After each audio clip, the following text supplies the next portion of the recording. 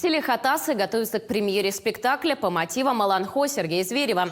Ранее по этому произведению еще ни разу не ставили постановку, поэтому жители тщательно к этому готовились. Режиссер Евдокия Семенова специально ездила в Сунтарский Улус, где в музее Сергея Зверева хранилась рукопись его Аланхо.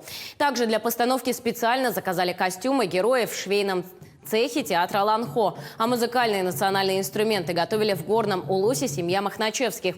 Некоторые атрибуты спектакля сделаны руками Дома детского творчества «Сетим». В постановке задействовано более 120 жителей села. Премьера состоится 27 ноября. Участвуют непрофессиональные актеры, простые жители нашего населения. И большую помощь нам оказывает театр Аланхо под руководством Марии Васильевны Турантаевой.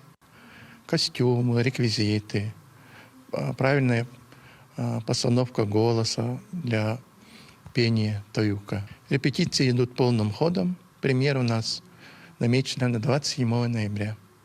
2 спектакля, 14 и 17 часов.